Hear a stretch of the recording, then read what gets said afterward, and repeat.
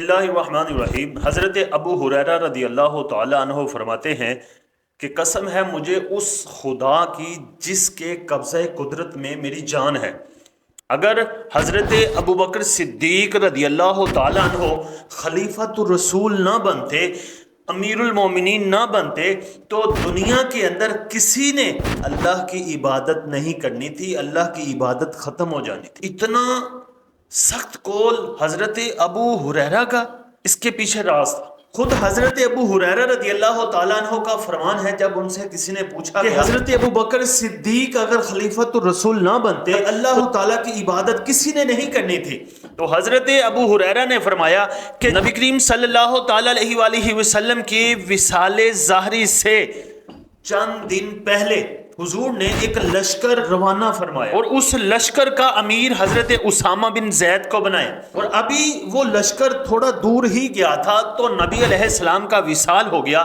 اور حضرت ابو بکر صدیق کو مسلمانوں نے اپنا خلیفہ بنا لیا۔ اور اس خلیفہ بننے کے بعد عرب کے اندر فتنوں کی آندیاں شروع ہو گئی کہ ایک طرف سے منافقین نے اپنا زور و شور شروع کر دیا، اپنا نفاق ظاہر کر دیا، دوسری طرف یہود و نصارہ نے اور زیادہ متحرک ہو گئے۔ دنیا اسلام کے بے شمار نام کے قبائل زکوٰۃ کے منکر بن کر کافر ہو گئے۔ حضرت ابو بکر صدیق رضی اللہ تعالی عنہ ڈٹ کر مقابلہ کرتے رہے۔ حضرت ابو بکر صدیق نے پہلا حکم دیا کہ حضرت اسامہ بن زید کا لشکر چلا جائے۔ لوگوں نے کہا حضور منافقین کا شور ہے، یہود و نصارہ متحرک ہو گئے، زکوٰۃ کا انکار کرنے والے مرتدین بے شمار ہیں، ہمیں چاہیے کہ ہم ابھی لشکر نہ روانہ کریں۔ حضرت ابو بکر صدیق نے کہا کہ جس لشکر کو نبی علیہ السلام نے حکم دیا ہو کہ تم روانہ ہو جاؤ، میں اس کو نہیں روک سکتا۔ حضرت ابو بکر صدیق نے کہا اگر مجھے علم ہو کہ درندے مجھے پاؤں سے گھسیٹ کر لے جائیں گے، میں پھر بھی نبی علیہ السلام کا بھیجا ہوا لشکر واپس نہیں موڑوں گا۔ صحابہ خاموش ہو گئے اور وہ واپس چلے گئے، اور حضرت اسامہ بن زید کا لشکر روانہ ہوا، فاتح بن کر واپس آیا۔ لیکن جب وہ چلا گیا تھا تو حضرت ابو بکر صدیق نے نئی فوج تیار کی، اس نئی فوج کو منکرین زکوٰۃ کے خلاف جنگ کرنے کے لیے بھیجا۔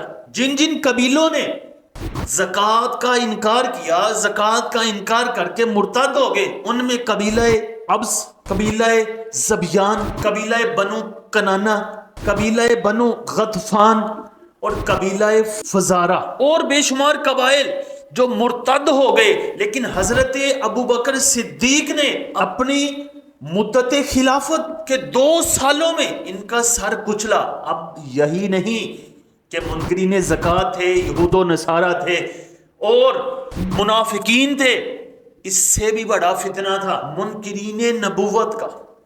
عرب کے دائیں بائیں کے کچھ سرداروں نے سوچا کہ نبی علیہ السلام کو اللہ نے بڑی عزت دی، ان کے پاس نبوت تھی، ہم بھی نبوت کا دعویٰ کر کے اپنی عزت بڑھا لیں۔ لیکن ان کو یہ نہیں پتا تھا کہ جو نبوت ہوتی ہے یہ وحی ہوتی ہے، اللہ کی عطا ہوتی ہے، کوئی حاصل نہیں کر سکتا اپنی طاقت کے ساتھ۔ ایک عورت سجاح بن الحارث نے نبوت کا دعویٰ کر دیا، اس کے تحت قبائل آ گئے، بنو اسد کے کچھ لوگ آئے، بنو تغلب کے لوگ آئے، بنو تمیم کے کچھ لوگ آئے۔ اسود انسی نے نبوت کا دعویٰ کیا، یمن کے لوگ اس کے پیچھے چل پڑے۔ طلحہ بن خویلد اسدی نے نبوت کا دعویٰ کر دیا، یہ بنو اسد کا بندہ تھا، اس نے نبوت کا دعویٰ کیا، اس کے قبیلے کے مسلمان اس کے ساتھ شامل ہو گئے۔ یمن، عمان اور بے شمار لوگ ان کے ساتھ شامل ہوتے رہے۔ پھر ان کے ساتھ ایک کے ساتھ نہیں بلکہ بعض جمع ہو کر آئے، لشکر لے کر آیا طلحہ اور سجاح بن الحارث، تو حضرت ابو بکر صدیق نے ان کو ختم کر دیا۔ اور یہیں تک ہی نہیں، ایک جو سب سے بڑا نبوت کا دعویٰ کرنے والا تھا، اس کے پاس ایک بہت بڑا لشکر بھی تھا، وہ تھا مسیلمہ کذاب۔ یمامہ والے اور ارد گرد کے قبائل اس کے تحت آ گئے۔ اس کا اتنا سخت فتنہ تھا کہ اس نے ایک بڑی فوج تیار کر لی، لیکن حضرت ابو بکر صدیق نے ہر ایک کا ایسے مقابلہ کیا جیسے مقابلہ کرنے کا حق تھا۔ ابو ہریرہ رضی اللہ تعالی عنہ کا جو قول ہے کہ اگر حضرت ابو بکر صدیق خلیفۃ الرسول نہ بنتے تو دنیا کے اندر عبادت اللہ کی ختم ہو جانی تھی، وہ برحق ہے، کیونکہ ایک طرف منافقین، یہود و نصارہ، منکرین زکوٰۃ، منکرین ختم نبوت، اتنے فتنے تھے، اور اوپر سے جو لشکر تھا وہ بھی شام روانہ کر دیا۔